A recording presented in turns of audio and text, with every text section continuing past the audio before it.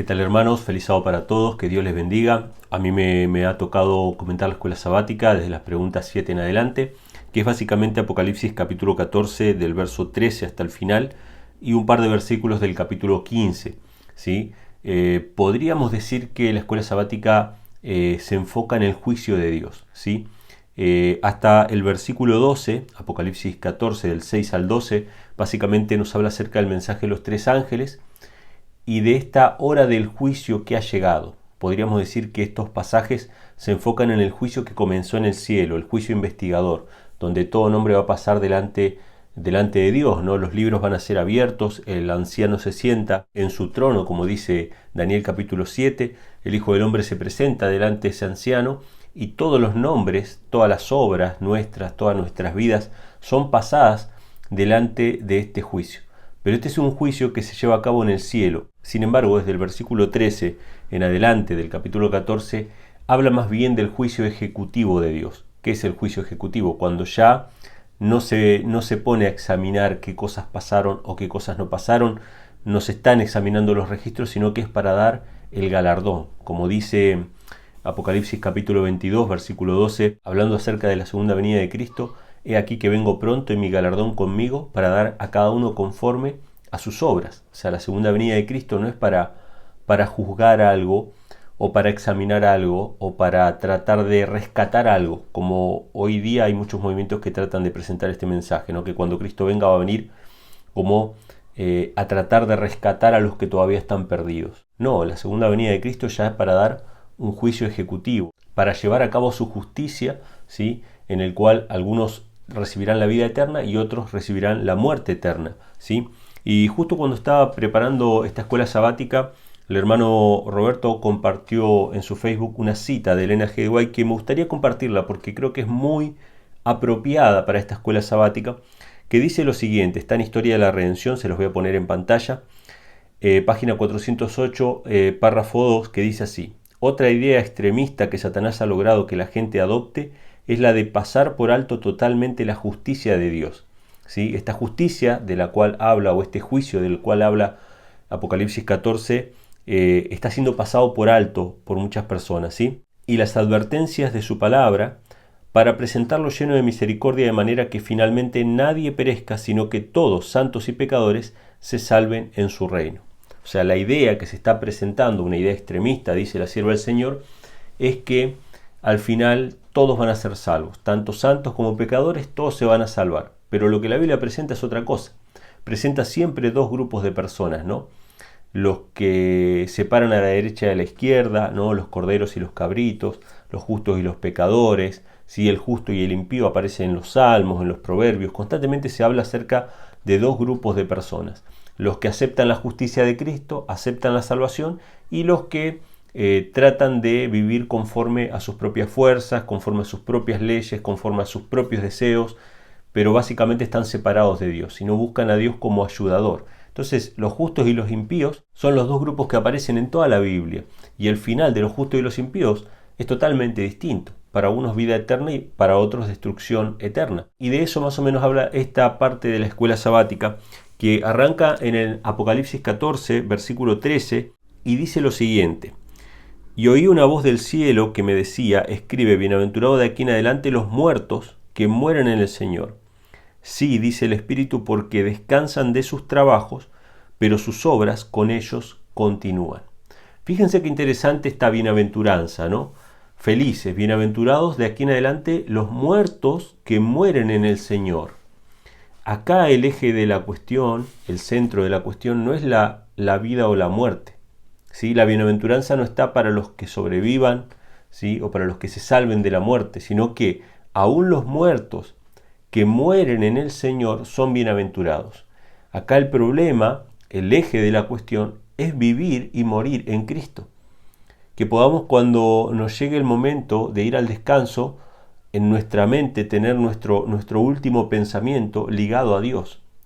Porque los que mueran en el Señor van a recibir la vida eterna al final. Y una cosa que deja entrever este pasaje es que la vida de aquellos que han recibido a Cristo como Salvador personal, aquellos que han vivido en la justicia de Cristo, han sido vidas activas, han sido vidas productivas. Ellen White menciona en El Camino a Cristo, yo siempre trato de traerlo al recuerdo, porque es una cosa muy importante, que aquellas personas que han estado en paz con Dios, que han alcanzado la paz del corazón, la paz interior, como se suele decir, estas personas son las más activas, son las más productivas, ¿sí? Son las que más trabajan para el Señor.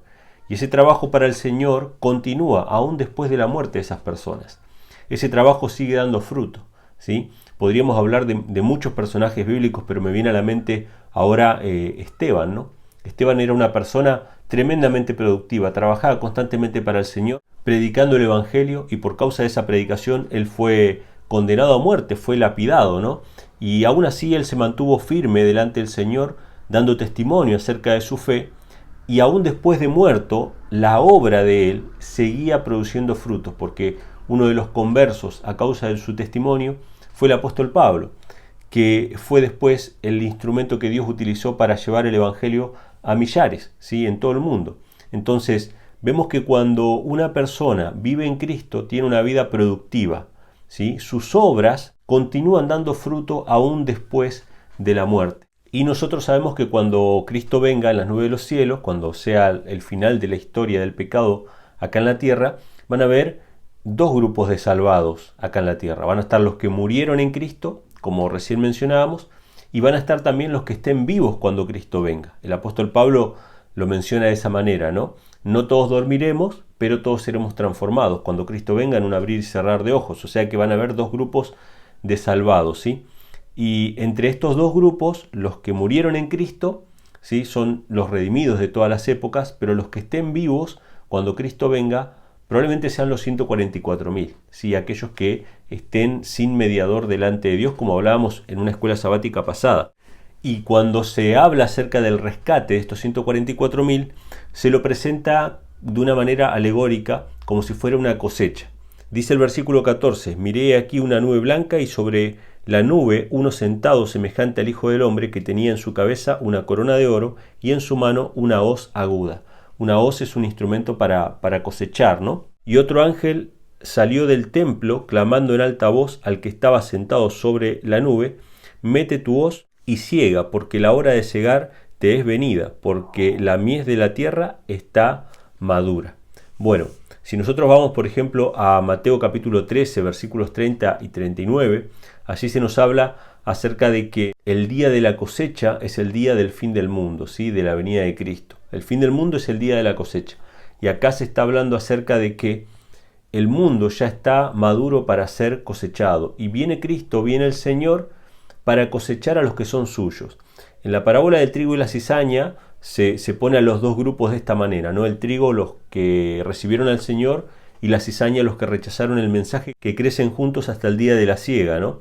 Y en el día de la cosecha, el trigo es guardado en el granero y la cizaña es echada en el fuego. Siempre se habla de dos grupos bien distinguidos que tienen un destino claramente opuesto, ¿no? Algunos vida eterna y otros destrucción. O sea, esto es algo muy patente en la Biblia. Y en este caso se habla del pueblo de Dios como el trigo que está maduro, las mieses o el grano que ya está maduro para ser cosechado. Pero la visión no termina ahí, sino que en ese mismo día, el día de la retribución, sigue diciendo, versículo 16, el que estaba sentado sobre la nube metió su hoz en la tierra y la tierra fue cegada.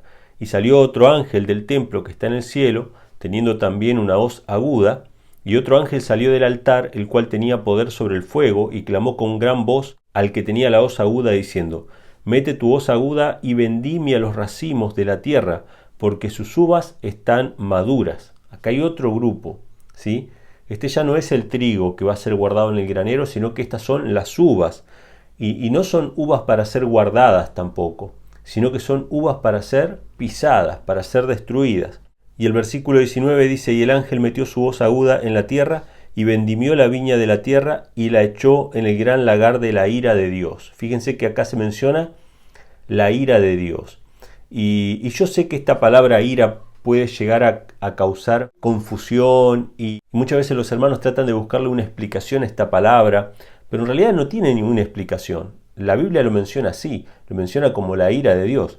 Obviamente que la ira de Dios no está cargada de egoísmo, porque Dios no es un ser humano falible y no hay pecado en él, o sea que no hay egoísmo en su ira, no hay resentimiento, ¿sí? no hay nada pecaminoso en su ira, porque es una ira santa, es una indignación justificada, ¿sí? Es como que nosotros digamos, bueno, a nosotros no nos enoja ninguna cosa. En realidad sí nos enoja. Si nosotros somos santos, ¿qué nos enoja?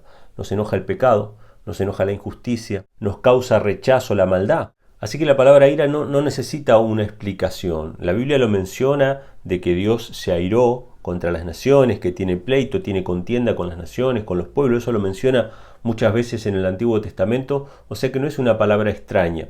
Obviamente que no es la ira como la del ser humano pecador, pero sí es una ira contra el pecado, contra la maldad, contra la injusticia. Y esta es la ira que se deja caer sobre aquellos que no han soltado, no han entregado esa carga de pecado, de injusticia y de maldad que llevaban. O sea, la invitación estuvo abierta para que las personas puedan entregar sus pecados, caer sobre la roca que es Cristo Jesús y aceptar la salvación. Y esto es tan patente en esta imagen, en esta ilustración, que dice que el lagar fue hollado fuera de la ciudad y del lagar salió sangre hasta los frenos de los caballos por 1600 estadios. Fíjense qué interesante. Si pusieron uvas en el lagar, eran uvas. Cuando pisan el lagar, ¿qué tiene que salir? Jugo de uva. Pero acá dice que salió sangre. Este es el símbolo del jugo de uva, ¿sí? o del vino que representa la sangre.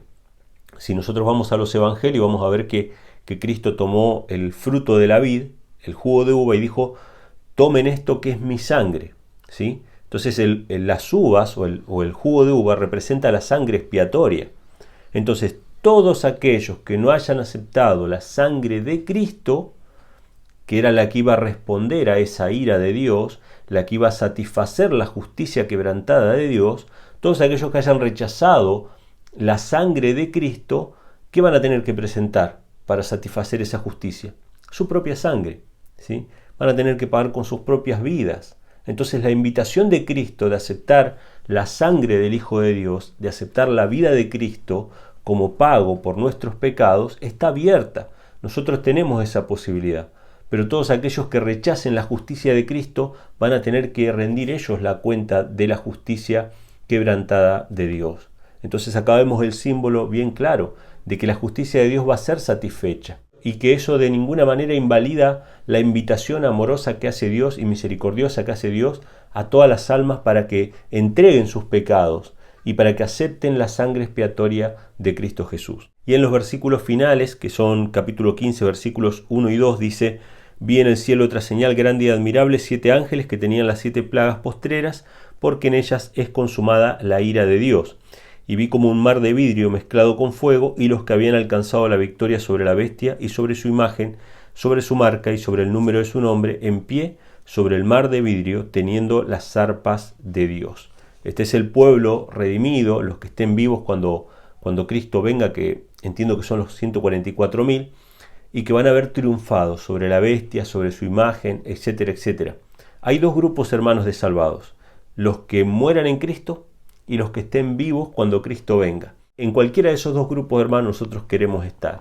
Si a Dios le place que estemos vivos cuando Cristo venga en las nubes de los cielos, gloria a Dios. Si a Dios le place que vayamos al descanso antes de su segunda venida, gloria a Dios. Pero que vayamos al descanso en Cristo, para que nuestras obras continúen después. Que nuestra vida hoy sea una vida productiva, llena de las obras de Cristo en nuestra vida.